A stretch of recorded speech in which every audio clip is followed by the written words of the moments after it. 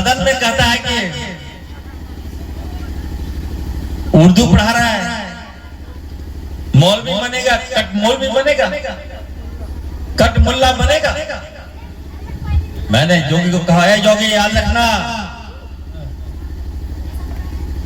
अपने दायरा मत क्रॉस करो जोगी।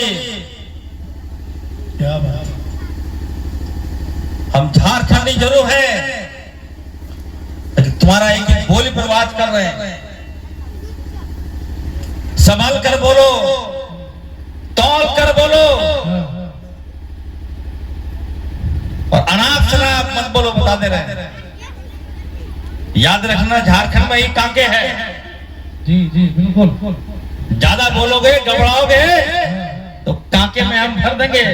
क्या बात, पागल खाना है कांके, याद रखना। उत्तर प्रदेश उठा के लाके कांके में हम भर्ती कर देंगे तुमको। क्या बात है सर, सलाम है सर आपको। उर्दू से नहीं टकराना, उर्दू कोई किसी जात का जुबान नहीं है योगी। जी बिल्कुल हक है।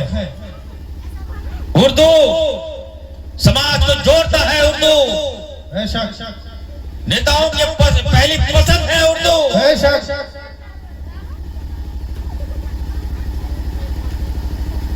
कोई ऐसा देश नहीं है जहां उर्दू नहीं है, याद रखिएगा। क्या बात है सर भाई, जिंदाबाद, बेशक, बहुत खूब, जिंदाबाद जिंदाबाद। आप मुझे गाली दे दो, मैं बर्दाश्त कर लूंगा, लेकिन उर्दू जबान पर अगर कुछ बोलोगे योगी, इसको हम बर्दाश्त नहीं कर सकते, इसको बर्दाश्त नहीं कर सकते हैं। जिंदाबाद जिंदाबाद, जिंदाबाद जिंदाबाद, सल्यूट है सर, जिंदाबाद। सलाम है आपके हौसले। यहाँ आया था जामताड़ा,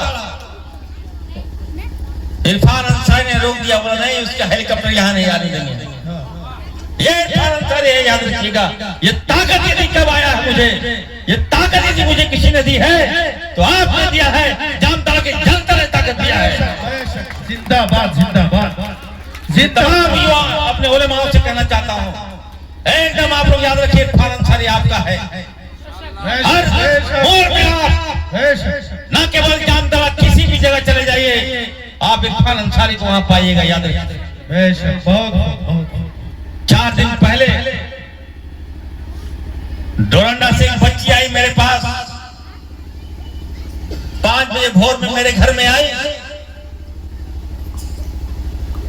पूरा परिवार उस घर में, मेरे बाहर घर में आके खड़ा रहा कि मुझे वो इरफान साहब से मिलना है। मैं 8 बजे उठा तो हमारे गार्ड ने कहा कि सर 2 बच्चियां आई हैं परिवार के साथ, काफी रो रही है, आपसे मिलना चाहती है। तो हम गए, हम क्या बात है, अंदर भेजो। दोनों बच्चों का रो रो के बुरा हाल, उस परिवार का रो रो के बुरा हाल था। और हमारे पास आई, बोले कि इरफान साहब, मैंने आपका नाम सुना है कि आप जो हैं गरीब को मदद करते हैं, किसी पे जुल्म होता है तो सबसे पहले आप आवाज उठाते हैं। मैं बता दूं कि सामने मेरे कुछ पुलिस वाले आए, मेरे अब्बू जान को और हमारे अंकल को उठा के ले गए, बहुत मारा घर में। मेरे अब्बू जान जो है छोटा मोटा कॉन्ट्रैक्टर है, बड़ी मुश्किल से परिवार को पालते हैं वो, और उनको पुलिस उठा के ले गई है, पलामू की पुलिस।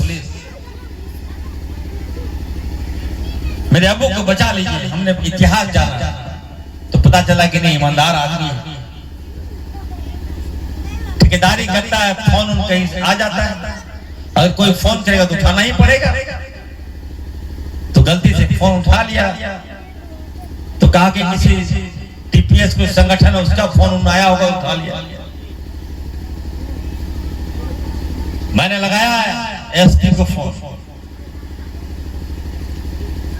मैंने एसपी को कहा, एसपी साहब क्या मामला है बताइए। तो एसपी साहब ने कहा, तो मुझे तो जानकारी नहीं है। हम बोले, आपके क्षेत्र में हमारे लोगों को कोई पुलिस उठा के ले जाएगा और आपको जानकारी नहीं है। एसपी साहब सुन लीजिए, इसी आवाम के बदले हम लोग मंत्री बने हैं, हम लोग सरकार में आए हैं, याद रखिएगा। अगर हमारे लोग के साथ कुछ हुआ और उस आदमी के साथ कुछ हुआ, ये मत समझिए वो आदमी अकेला है, उसके साथ इरफान अंसारी खड़ा है। जिंदाबाद जिंदाबाद, बेशक जिंदाबाद जिंदाबाद। बहुत अच्छे, बहुत बहुत। जब मैंने ये बातें कहा तो कहा कि सर मुझे 2 मिनट समय दीजिए। 5 मिनट के बाद फोन आता है, एसपी साहब कहते हैं कि इरफान साहब उनके घर वाले को भेज दीजिए और उसको लेके चले जाइए। सल्यूट है सर, सलाम। और उनको छोड़ दिया गया। दूसरे दिन मिठाई उठाई लेके हमारे पास आई, उनको लेके आई। उस वालिद साहब कहते हैं कि सर मुझे तो नया जीवन दिया आपने हमें, अगर आपका फोन नहीं जाता तो हम लोग लगता है कि हम लोग आतंकवादी बना देता। तो निश्चित तौर पर मैं कहूंगा, वैसे लोगों से कहूंगा, क्या आप लोगों ने इरफान अंसारी को खड़ा किया है। इरफान अंसारी वो एक ऐसा पेड़ है, जहां तोड़िए वहां फलदायक पेड़ मिलेगा, आम मिलेगा, बेशक बेशक, हक है। जिंदाबाद जिंदाबाद। और मैं कह देना चाहता हूं, फुरकान अंसारी का बेटा है इरफान अंसारी, याद रखिए जी। फुरकान अंसारी से बड़ा नेता इस देश में पैदा नहीं। बेशक हक है। आज फुरकान अंसारी है तभी हमारा झारखंड में अल्पसंख्यक मजबूत है, ये मान के चलिए। जिंदाबाद जिंदाबाद। टोपी वाले नेता तो बहुत हो जाएंगे, जी लेकिन मर्द नेता अगर कोई है तो फुरकान साहब